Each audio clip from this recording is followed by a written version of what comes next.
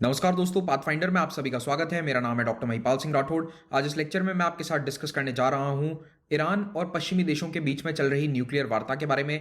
JCPOA agreement क्या था, ये क्यों कैंसिल हुआ, किस तरह से बातचीत फिर से शुरू करी जा रही है, एंड फाइनली अगर डिप्लोमेसी काम नहीं करती तो यूएस और इजराइल ईरान के खिलाफ किस तरह की प्रिपरेशंस कर रहे हैं। इन्हीं सब पॉइंट्स को हम डिस्कस करेंगे। इंटरनेशनल अफेयर्स के पॉइंट ऑफ व्यू से ये काफी इंपॉर्टेंट चैप्टर है। जेसीपीओए एग्रीमेंट वैसे भी पिछले 4-5 साल से हमेशा न्यूज में रहा है, so you should know all the details about it. और अगर आपने अभी तक पाथफाइंडर चैनल को सब्सक्राइब नहीं किया है तो please do subscribe to the channel, ताकि आपको इस प्रकार की लेटेस्ट वीडियोस की अपडेट्स, करंट अफेयर्स की अपडेट्स प्राप्त होती रहें। अगर आप इस लेक्चर का या मेरे कोई भी लेक्चर का पीडीएफ डाउनलोड करना चाहते हैं, लेक्चर की अपडेट्स प्राप्त करना चाहते हैं, सो join my Telegram channel doctor Mahipal Rathore. Search कर लेना, टेलीग्राम पे आपको मिल जाएगा। पाथफाइंडर के टेलीग्राम चैनल को भी आप ज्वाइन कर सकते हैं, वहां पर सारे पीडीएफ जो भी इस चैनल पर आते हैं you will get all of them. तो देखिए, रिसेंटली ये न्यूज आई थी कि यूएस और इजराइल ईरान के ऊपर दबाव बनाने के लिए कुछ मिलिट्री एक्सरसाइजेस को प्लान कर रहे हैं इन केस डिप्लोमेसी से बात नहीं बनती तो 9 दिसंबर को एक वार्ता भी हुई थी इनकी, ईरान के साथ बातचीत चल रही है। वो बातचीत किस लिए चल रही है वो मैं आपको अभी आगे समझा दूंगा। कुल मिलाकर ईरान के न्यूक्लियर प्रोग्राम को यूएस रोकना चाहता है। इन शॉर्ट, अगर एक लाइन में आपको पूरा मुद्दा मैं बताऊं तो ये मुद्दा है कि ईरान न्यूक्लियर हथियार ना बना ले, इसके लिए यूएस कोशिश कर रहा है। लेकिन ये इतना सिंपल नहीं है। इतना सिंपल होता तो यूपीएससी इस पर सवाल नहीं पूछती। तो पूरा डिटेल में हम जानते हैं। उसके पहले ये भी जान लो कि मेगा कॉम्बैट आ रहा है इस रविवार को। कॉम्बैट में हिस्सा लेकर अच्छा स्कोर प्राप्त करने पर आप स्कॉलरशिप जीत सकते हैं, और साथ ही साथ इस बार मेगा कॉम्बैट है तो आपके पास अट्रैक्टिव गिफ्ट जैसे कि लैपटॉप, किंडल, आईपैड, ये सभी जीतने का भी मौका है। तो कॉम्बैट में रजिस्टर जरूर करें। नीचे दिए गए पहले कमेंट में आपको कॉम्बैट का लिंक मिल जाएगा। अनलॉक कोड वहां पर आपको इस्तेमाल करना है Mahipal, and you have to join the test live at 11 AM on Sunday. सबसे पहले यूरेनियम की बात करेंगे। यूरेनियम ये वो मिनरल है जिससे न्यूक्लियर बॉम्ब बनते हैं मोस्टली। तो यूरेनियम जब प्रकृति में पाया जाता है तो उसमें 3 प्रकार के आइसोटोप्स होते हैं। यूरेनियम के 3 वेरिएंट्स हैं। तो जैसे आजकल वेरिएंट्स बहुत चर्चा में है, उसी प्रकार से यहां भी कुछ वेरिएंट्स होते हैं। तो केमिस्ट्री के वेरिएंट्स को कहते हैं हम आइसोटोप। ओके, लिख मत देना कहीं आंसर में कि केमिस्ट्री के वेरिएंट्स को ऐसा कहते हैं। आइसोटोप्स ही इनका नाम होता है। U-238, 35 and 234।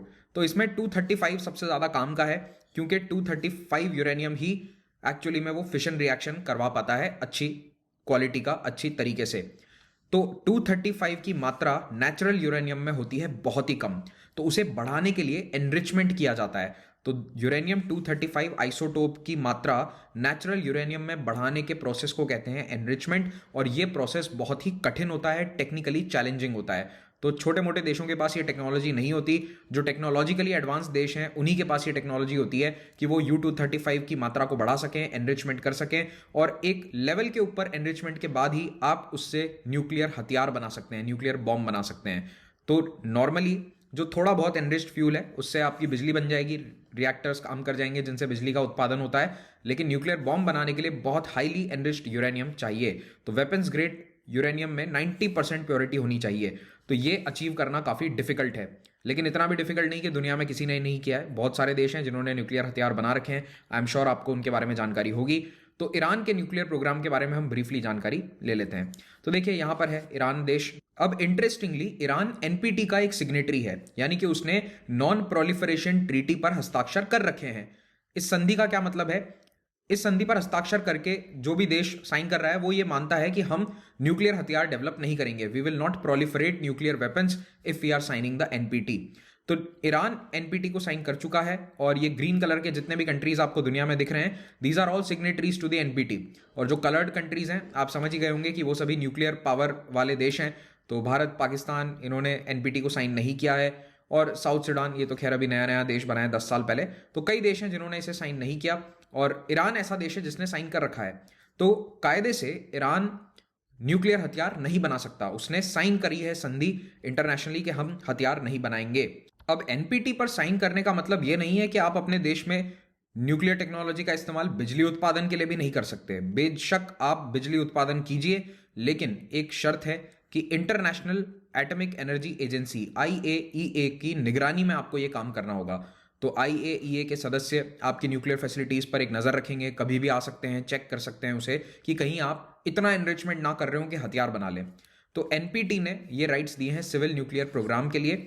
तो क्या ईरान ने न्यूक्लियर वेपन्स डेवलप करने जितना एनरिचमेंट किया था देखिए 2007 तक सभी इंटरनेशनल एजेंसीज की रिपोर्ट्स ये कह रही थी कि ईरान ने ऐसा कुछ नहीं किया है। इनफैक्ट आईएईए ने तो कभी भी ईरान का न्यूक्लियर मटेरियल इतना एनरिच्ड नहीं पाया कि उससे हथियार बनाए जा सकें। इनफैक्ट यूएसए की खुद की अपनी जो इंटरनल रिपोर्ट्स आती हैं, नेशनल इंटेलिजेंस एस्टीमेट, उसमें भी ये कहा गया था कि ईरान के पास कोई न्यूक्लियर वेपन्स प्रोग्राम इस वक्त नहीं है 2007 में।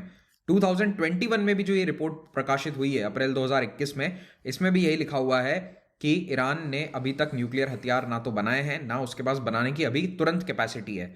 लेकिन पॉइंट ये आता है कि आज नहीं है तो 4 साल बाद, 5 साल बाद तो कैपेसिटी आ सकती है, उससे रोकना है। तो ये तो इनका ऑफिशियल रीजन हो जाता है पश्चिमी देशों का। लेकिन एक और कारण है, वो है जियोपॉलिटिक्स से संबंधित। देखिए मिडिल ईस्ट में इजराइल और यूएसए बहुत अच्छे दोस्त हैं। यूएसए और सऊदी अरेबिया अच्छे दोस्त हैं। ईरान और सऊदी अरेबिया आपस में दुश्मन है। मोस्ट अरब स्टेट्स ईरान के विरोधी रहते हैं मोस्ट ऑफ द टाइम। और इसराइल भी ईरान के काफ़ी खिलाफ रहता है because of terrorist organisations like Hezbollah, जो इसराइल को काफ़ी परेशान करते रहते हैं आतंकवादी हमलों के माध्यम से, पड़ोसी लेबनान के माध्यम से। कुल मिलाकर ईरान इस पूरे क्षेत्र में एंटी अरब और एंटी इसराइल संगठनों को सपोर्ट करता है। तो ऐसे में ये दोनों ही देश चाहते हैं कि यूएस ईरान पर दबाव बनाता जाए, लगातार दबाव बनाता जाए कि ईरान कभी भी न्यूक्लियर हथियार डेवलप ना कर ले, क्योंकि अगर ईरान ने न्यूक्लियर हथियार डेवलप कर लिए तो इस क्षेत्र का पावर बैलेंस पूरी तरह से ईरान के फेवर में आ जाएगा। तो ये जियोपॉलिटिक्स भी एक बहुत बड़ा कारण है कि यूएस, इजराइल और ये सभी अरब स्टेट्स ईरान के न्यूक्लियर प्रोग्राम पर बहुत सारा शिकंजा कसना चाहते हैं ताकि ये भविष्य में भी कभी न्यूक्लियर वेपन्स डेवलप ना कर ले। पूर्व राष्ट्रपति बराक ओबामा और जॉर्ज डब्ल्यू बुश ने भी अपने कार्यकाल में ये कोशिश करी थी कि ईरान न्यूक्लियर एनरिचमेंट पूरी तरह से रोक ले। इसके लिए इन्होंने कई प्रकार के आर्थिक प्रतिबंधों का सहारा लिया, इकोनॉमिक सैंक्शंस लगाए गए ईरान पर। और उस समय ईरान दुनिया का इकलौता देश था जिसके सिविल न्यूक्लियर टेक्नोलॉजी प्रोग्राम पर इस प्रकार की रोक लगाई गई। तो ईरान हमेशा यही बोलता था कि पूरी दुनिया में हमने आपका क्या बिगाड़ा है, दूसरे देश भी तो न्यूक्लियर टेक्नोलॉजी का इस्तेमाल करते हैं बिजली उत्पादन या अन्य सिविलियन यूज के लिए, उनके खिलाफ तो आपने कभी कोई कार्रवाई नहीं करी, हमें क्यों सिंगल आउट किया जा रहा है। तो ईरान तो यही कहता है कि कारण केवल एक है, मिडिल ईस्ट की जियोपॉलिटिक्स। जबकि यूएस कहता आया है कि ईरान अगर न्यूक्लियर पावर बन जाता है, अगर उसने चोरी छिपे कुछ साल में न्यूक्लियर वेपन डेवलप कर लिया, तो ये पूरी दुनिया के लिए एक बहुत बड़ा थ्रेट बन सकता है। तो इस इकोनॉमिक प्रेशर के बावजूद यूएस और यूरोपियन यूनियन ईरान को एनरिचमेंट करने से नहीं रोक पाए। 2005 में ईरान में कोई भी सेंट्रीफ्यूज नहीं था जो यूरेनियम को एनरिच कर सके। 2015 आते आते ईरान ने 19,000 सेंट्रीफ्यूजेस को इंस्टॉल कर लिया था, डेवलप कर लिया था, और इनमें से 10,000 काम भी करते थे। 2013 में जब बराक ओबामा का कार्यकाल, दूसरा कार्यकाल शुरू होता है, उस समय जॉन कैरी विदेश मंत्री बनते हैं यूएस के, सेक्रेटरी ऑफ स्टेट। और इन्होंने ये पॉलिसी जो यूएस की हुआ करती थी कि ईरान को जितना हो सके आर्थिक प्रतिबंधों में लाने की कोशिश करो, इस पॉलिसी को बंद कर दिया और ईरान से बातचीत शुरू कर दी। तो जॉन कैरी और तत्कालीन यूएस प्रशासन ने कहा कि ईरान को पूरा हक है कि वो अपना पीसफुल न्यूक्लियर पावर प्रोग्राम चलाए और उसके लिए एनरिचमेंट भी करता रहे, लेकिन बस हमें इतना इंश्योर करना है कि एनरिचमेंट का लेवल न्यूक्लियर हथियार जितना ना पहुंच जाए। तो उसके बाद इन्होंने ईरान से बातचीत करनी शुरू करी और 2 साल तक चली बातचीत के बाद जुलाई 2015 में जाकर एक एग्रीमेंट साइन होता है जिसका नाम था joint comprehensive plan of action, JCPOA इसे कहा जाता था। तो इस पर साइन करने वाली 2 पार्टीज हैं, एक तरफ था ईरान और दूसरी तरफ 7 पार्टीज हैं, 7 देश हैं, जिनमें से एक एंटिटी है यूरोपियन यूनियन, फिर है P5 यानी कि सिक्योरिटी काउंसिल के 5 परमानेंट सदस्य, यूएस, यूके, फ्रांस, रशिया और चाइना, और छठा था जर्मनी। तो US, UK, France, Russia, China, P5 के अलावा जर्मनी, तो इसलिए इनको P5+1 कहते हैं, और EU भी शामिल था। तो इसे भूलना मत, ये प्रीलिम्स में डायरेक्ट सवाल आ सकता है कि JCPOA में सिग्नेटरीज कौन कौन थे। JCPOA के साइन होते ही ईरान पर से कई आर्थिक प्रतिबंध हटा दिए गए। इसका ईरान को बहुत फायदा मिला। उस वक्त कई सारे लोग प्रो अमेरिकन स्लोगन्स इस तरह से ईरान में लगाते थे और काफ़ी एडवर्टाइज करते थे, विच वॉज सरप्राइजिंग। अब इस डील में सहमति किस बात पर बनी थी? ईरान ने यह मान लिया कि हमारा न्यूक्लियर प्रोग्राम पश्चिमी देशों के निगरानी में चलेगा। तो बहुत सारे रिस्ट्रिक्शंस इन्होंने मंजूर कर लिए कि कोई दिक्कत नहीं है, आप कैमरा लगा दो, CCTV लगा दो, आप जब चाहे किसी को भेज देना यहाँ पर हमारा प्रोग्राम देखने के लिए, न्यूक्लियर एनरिचमेंट तो नहीं हो रहा, लेकिन हमें न्यूक्लियर टेक्नोलॉजी खरीदने की अनुमति दो। तो जो आर्थिक सैंक्शंस लगे हुए थे उनमें न्यूक्लियर रिलेटेड सैंक्शंस भी थे। तो ईरान कुछ भी न्यूक्लियर टेक्नोलॉजी विदेशों से नहीं खरीद पा रहा था, तो वो वाले सैंक्शंस अब हटा दिए गए। तो यूएस और यूरोपियन यूनियन ने अपनी तरफ से ईरान पर से सैंक्शंस हटाए और ईरान ने अपनी तरफ से ये अनुमति दी पश्चिमी देशों को कि आप जब चाहें, जैसे चाहें, हमारे एनरिचमेंट सेंटर्स को आकर चेक कर सकते हैं। तो इस तरह से ये दोनों ही पक्षों के लिए एक बहुत ही अच्छी डील थी। ईरान के लिए ये एक बहुत बड़ी डिप्लोमेटिक जीत थी, क्योंकि फाइनली अमेरिका ने ये एक्सेप्ट किया कि ईरान को अधिकार है कि अपनी धरती पर यूरेनियम का एनरिचमेंट कर सके। जनवरी 2016 से मई 2018 तक JCPOA एग्रीमेंट एनफोर्स्ड था, ऑपरेशनल था, और उस समय 2.5 साल तक ईरान ने सभी नियमों का अच्छे तरीके से पालन किया। जितने ऑब्लिगेशंस थे उसने सभी पूरे किए।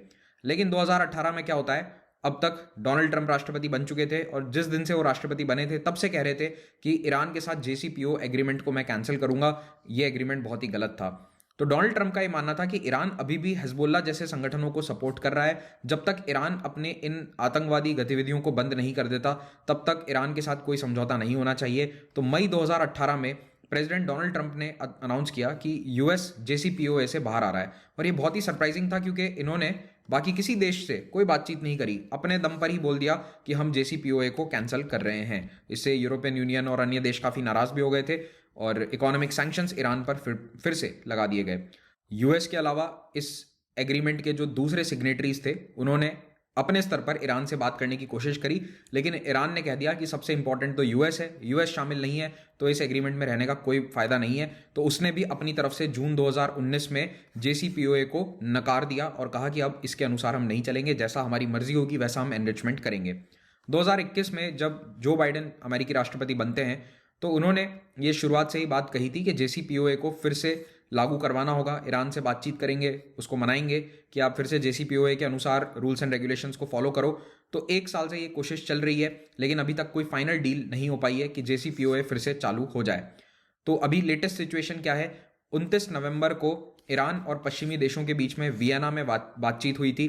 इस बातचीत में ईरान ने पश्चिमी देशों से कहा कि पहले आप आर्थिक प्रतिबंध हटाइए, धीरे धीरे सैंक्शंस हटाइए, और उसके बाद हम हमारा न्यूक्लियर प्रोग्राम थोड़ा सा स्केल बैक करेंगे। स्केल बैक का मतलब कि पिछले 2-2.5 सालों में उन्होंने जो तरक्की करी है एनरिचमेंट में, उसको नीचे लाया जाएगा जैसे जैसे सैंक्शंस हटते हैं। लेकिन अभी पश्चिमी देश इस बात के लिए राजी नहीं हुए हैं, तो अभी भी वार्ता बेनतीजा रही है। रिसेंटली IAEA ने अपनी रिपोर्ट में ये कहा कि ईरान ने इतना एनरिचमेंट कर लिया है कि 20% प्योरिटी अचीव कर चुका है वो, लेकिन 90% तक अभी वो नहीं पहुंचा है। लेकिन देखो, ये एक प्रोसेस होता है, धीरे धीरे धीरे पहुंचा जाता है 90% पर। अब 20 पे पहुंचा है तो कुछ सालों में शायद 90 पर भी पहुंच सकता है। लेकिन फिलहाल के लिए IAEA को ये अनुमति दे दी है ईरान ने कि आप हमारे फोर्डो कराज न्यूक्लियर फैसिलिटी में कैमराज लगा दीजिए। तो CCTV कैमरा यहाँ पर डैमेज हो गए थे, उन कैमराज को फिर से अब इंस्टॉल किया जाएगा ताकि IAEA लाइव मॉनिटरिंग कर सके कि वहाँ पर क्या चल रहा है। इसी बीच इजराइल क्या कोशिश कर रहा है, देखो इजराइल शुरुआत से JCPOA के खिलाफ रहा है। इजराइल कहता है कि ईरान के साथ कोई न्यूक्लियर बातचीत नहीं होनी चाहिए, आप उसका न्यूक्लियर प्रोग्राम बंद करवा दो पूरी तरह से। कोई सिविलियन न्यूक्लियर टेक्नोलॉजी भी ईरान को देने की आवश्यकता नहीं है, क्योंकि वो मिडिल ईस्ट के लिए एक बहुत बड़ा खतरा है। लेकिन फिर भी US ने JCPOA साइन किया था। तो अब इजराइल और US ये डिस्कस कर रहे हैं कि मान लो ईरान बातचीत में नहीं मानता, JCPOA एग्रीमेंट फिर से साइन नहीं हो पाता, तो ईरान को मजबूर करने के लिए क्या किया जा सकता है। तो ऐसे में ये मिलिट्री एक्शन डेफिनेटली प्लान कर रहे हैं। अब एक तरफ तो वार्ता चल रही है ईरान के साथ एग्रीमेंट के लिए, लेकिन दूसरी तरफ US और इजराइल अपनी मिलिट्री के साथ इस तरह की ड्रिल्स कर रहे हैं जिसमें ईरान के न्यूक्लियर फैसिलिटीज को तबाह किया जाएगा, डिस्ट्रॉय किया जाएगा। और इसको लेकर एक थोड़ा सा वेल्ड स्टेटमेंट, यानी कि डायरेक्ट अटैक नहीं, लेकिन ईरान को एक हल्की सी धमकी दे दी गई है US गवर्नमेंट के द्वारा कि बातचीत आप कर लो, नहीं तो हमारे पास दूसरे ऑप्शंस भी हैं। ऑफ कोर्स इन शब्दों में नहीं कहा गया था, बहुत सटल तरीके से इस तरह की न्यूज़ बाहर लाई जाती है। तो ये रॉयटर्स ने रिपोर्ट किया था इस पर कि US इजराइल ने पिछले हफ्ते ही मिलिट्री ड्रिल्स डिस्कस करी हैं, और हो सकता है कि आने वाले हफ्ते में ये ड्रिल्स एक्चुअली में हों। तो अक्टूबर के महीने से ये बातचीत चल रही है, लेकिन पेंटागन यानी कि US का जो रक्षा विभाग है, वहां पर बहुत सारे सीनियर आर्मी ऑफिसर्स इसी बात में बिलीव करते हैं कि मिलिट्री ऑप्शन खुला रखना चाहिए। ईरान अगर डिप्लोमेसी से नहीं मानता, बातचीत से नहीं मानता, तो उस पर हमला करने के लिए हमें हमेशा तैयार होना चाहिए, जिस हमले में उसके न्यूक्लियर एस्टैब्लिशमेंट्स को डिस्ट्रॉय किया जा सके। तो शायद इसीलिए ये वाली ड्रिल्स अब करी जा रही हैं। तो लक्ष्य यही है कि ईरान को डायरेक्टली धमकी दी जाए कि बातचीत से मान जाओ, नहीं तो मिलिट्री हमेशा साइड में तैयार है। और अभी अभी US ने इजराइल को एक इंपॉर्टेंट हथियार बेचने के बारे में भी निर्णय लिया है, मैसिव ऑर्डिनेंस पेनिट्रेटर। ये एक इस प्रकार का बम है जो अंडरग्राउंड बंकर्स को डिस्ट्रॉय कर सकता है। तो ईरान की जो न्यूक्लियर एस्टैब्लिशमेंट्स हैं वो सब जमीन के नीचे बहुत गहराई में बने हुए हैं, तो उन्हें भी डिस्ट्रॉय किया जा सकता है इस 30,000 पाउंड के बम से। इन अंडरग्राउंड फैसिलिटीज की वजह से ईरान का न्यूक्लियर प्रोग्राम बहुत ही सिक्योर है, क्योंकि वो सारा काम एक जगह नहीं करता, पूरे न्यूक्लियर एनरिचमेंट प्रोसेस का छोटा छोटा काम अलग अलग सेंटर्स पर किया जाता है और ये सभी ज़मीन के बहुत गहराई में बने हुए हैं। तो इसीलिए क्या अमेरिका ईरान के न्यूक्लियर प्रोग्राम को कंप्लीटली डिस्ट्रॉय कर सकता है या नहीं, इस पर भी कई बार सवाल उठाए जाते हैं। अभी इसराइल भी अपनी तरफ से डिप्लोमेसी करने की कोशिश कर रहा है। इसराइल के प्राइम मिनिस्टर पहली बार यूएई की यात्रा पर अभी गए थे और इस तरह से वो भी अपने अरब स्टेट्स के साथ रिलेशंस मजबूत बना रहा है ताकि ईरान को घेरा जा सके। और आपको इब्राहिमिक अकॉर्ड्स के बारे में तो पता ही होगा, नहीं पता तो कमेंट में बता देना, उसके बारे में अलग वीडियो बना देंगे। तो इसी के साथ ये लेक्चर हम समाप्त करते हैं। पीडीएफ आपको इस टेलीग्राम चैनल पर मिल जाएगा।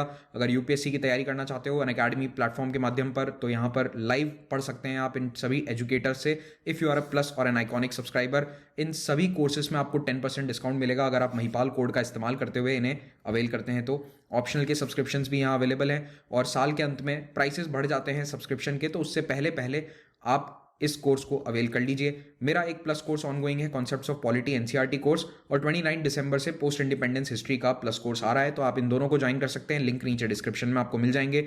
हर बुधवार को नए बैचेस बनते हैं। बैचेस में एक प्रॉपर शेड्यूल होता है और शेड्यूल के अनुसार आपकी अगले 1 साल 2 साल की क्लासेस चलेंगी। सो join these batches if you do not understand कि कहाँ से तैयारी शुरू करें, कहाँ से नहीं करें। ईएमआई ऑप्शन पर ये सभी कोर्सेज अवेलेबल हैं। ईएमआई कैसे अवेल करनी है, वीडियो के डिस्क्रिप्शन में जो पहला लिंक है गूगल फॉर्म का, उस पर क्लिक कीजिए। हमारी फ्री टेस्ट सीरीज है, उसका फायदा उठाइए। Live mentoring platform is available for iconic subscribers. Thank you very much for watching this. Have a great day.